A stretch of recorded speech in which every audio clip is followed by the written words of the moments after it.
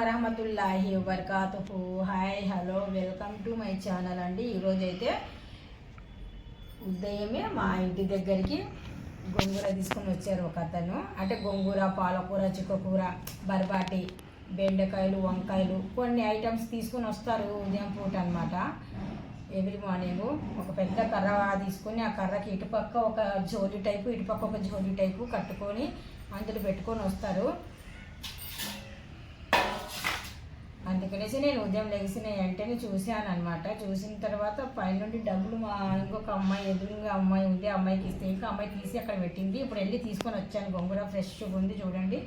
ఈరోజు అయితే ఇంకా మధ్యాహ్నం నేను గోంగూర పప్పు అనేది వండుతున్నాను. ఫ్రెష్గా ఉంది చూడండి.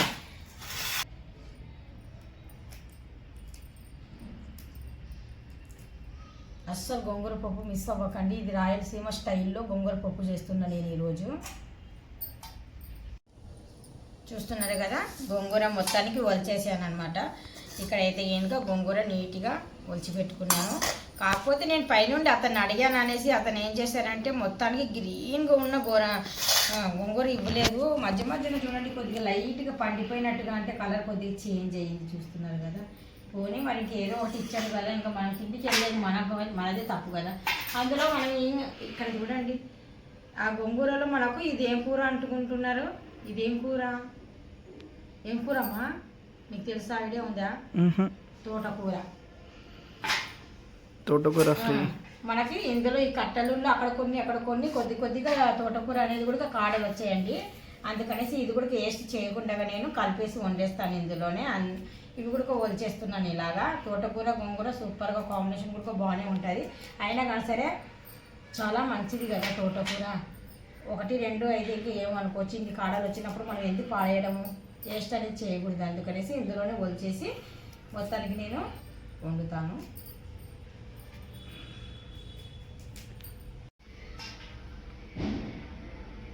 మొత్తానికి కాడలు అనేటివి వేసి పాడేస్తున్నాను. అంటే చూపిస్తున్నాను అనమాట. ఆకు మనకు 4 కట్టలు 10 రూపాయలకు 4 అంటే పర్వాలేదు, 2 బాగానే ఇచ్చారు. కానీ ఆ రాయలసీమలో మా అమ్మగారు చేసిన గోంగూర పప్పు నేను ఈరోజు చేసి మీకు చూపిస్తున్నాను. చూడండి, ఇక్కడ వచ్చేసి నేను కందిపప్పు తీసుకున్నాను. ఎక్కువగా హడావుడి చేయకుండా అవి ఇవి వేయకుండా సింపుల్గా చూపిస్తున్నాను. చూడండి, గోంగూర పప్పు ఎంత బాగుంటుంది అంటే మన దిమ్మ తిరిగి బొమ్మ కనిపిస్తుంది. అంత బాగుంటుంది, అంత రుచిగా ఉంటుంది ఇలా చేస్తే. ఇప్పుడు మనము శుభ్రంగా కడిగేద్దాము కందిపప్పుని. ఒక్కసారి కడిగితే చాలు కందిపప్పు.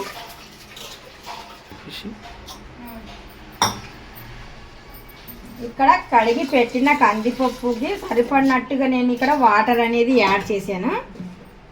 ఇక్కడ మాత్రం ఇంకా మిర్చి అనేది మనం శుభ్రంగా కడుక్కోలేదు. శుభ్రంగా మిర్చి కూడా కడిగేసి ఈ కందిపప్పులోనే వేద్దాము. సింపుల్గా అండి, చాలా సింపుల్గా పప్పు అనేది ఇంకా సూపర్గా ఉంటుంది. చాలా బాగుంటుంది, రుచిగా ఉంటుంది. ఇలాగైతే మేమైతే ఇంకా మా ఇంట్లో మా పుట్టింట్లో అయితే ఇంకా ఎప్పుడు ఇలాగే వండుతాము. చాలామంది చింతపండు, టమోటా ఇవి కూడా యాడ్ చేస్తారు. అది అంటే వాళ్ళ రుచికి తగ్గట్టుగా వాళ్ళకు ఉంటుంది. ఒకసారి ఇలా కూడా ట్రై చేయండి, మరి చాలా రుచిగా ఉంటుంది. ఎంత రుచి అంటే ఇంకా వారం 10 రోజులైనా పప్పు పాడవ్వదు. ఇలాగైతే నేను చేసినట్టు చేసి చూడండి. ఇప్పుడు నేను 1-2 సార్లు శుభ్రంగా కడిగి పెట్టానండి. కొద్దిగా ఒక 2 నిమిషాలు ఇలా వదిలేసాం అనుకోండి, గోంగూరకి ఎక్కడైనా కానీ సరే మనకు చిన్న ఇసుక మట్టి ఉంటే పోద్ది అనేసి నేను వాటర్ వేసి వదిలేసాను.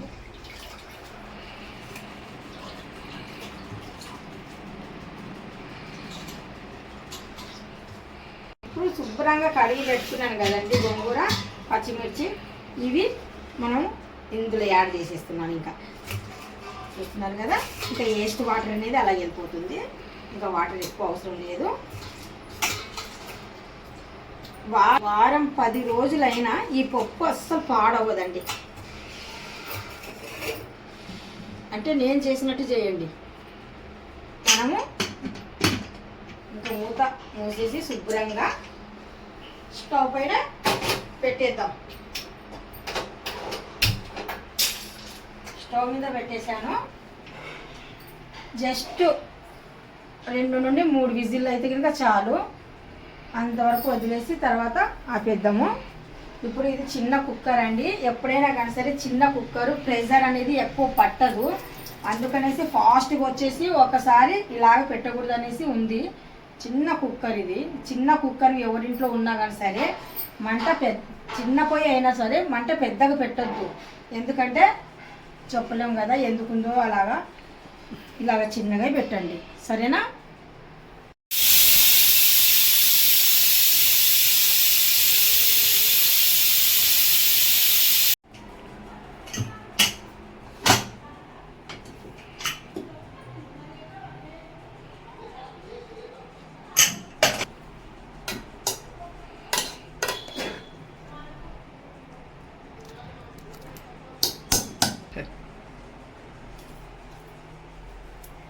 ఉప్పు మనము సరిపోయినట్టుగా, ఉప్పు టేస్ట్కి సరిపోయినట్టుగా ఉప్పు, సరేనా?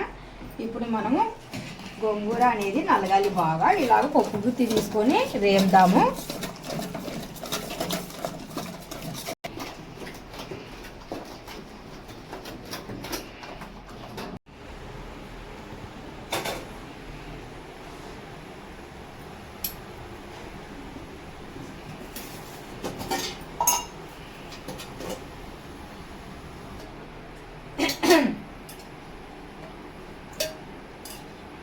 baru bagar kasar kacasan ini sebetulnya.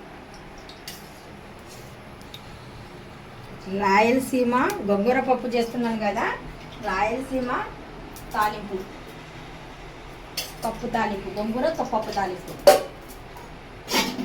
ఇక్కడ చూస్తున్నారు కదా, మనము సరిపోయినట్టుగా మనం ఆయిల్ అనేది అక్కడ వేసాము.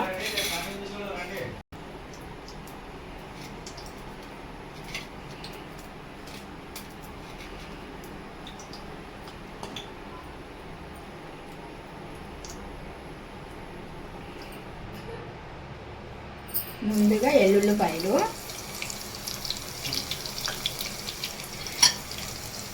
ఆవాలు, జీరా,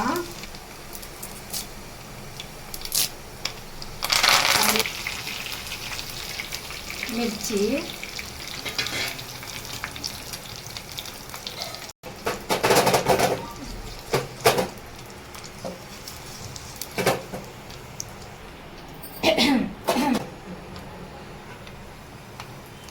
పప్పు తాలింపు స్లోగా నూనె వేడెక్కిన తర్వాత అప్పుడు 1 by 1 వేసి మంట కొద్ది తగ్గించి మళ్ళీ తర్వాత చివరిలో కొద్దిగా పెంచాలి.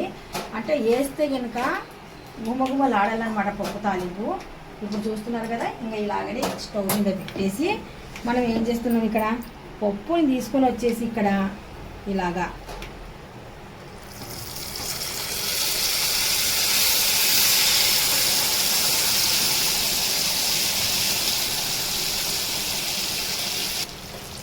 చూస్తున్నారు కదా. ఇప్పుడు ఈ పప్పు అనేది గుమగుమలు ఆడిపోతుంది కదా, ఇంకా ఇప్పుడు నేను స్టవ్ అనేది ఆపేస్తున్నానండి.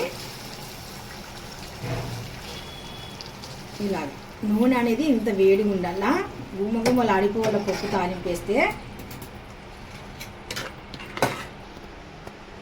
ఇప్పుడు పప్పు తాలింపు అయిపోయిన తర్వాత మనం ఒకసారి అడుగు నుండి ఒకసారి బాగా కలిపేద్దాం పప్పుని.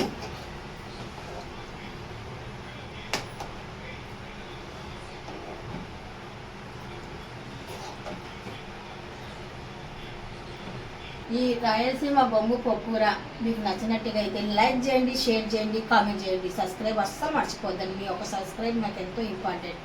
మీకు అందరికీ నచ్చే ఉండి ఉంటుంది అని నేను అనుకుంటున్నాను. Bye bye, see you, Tata.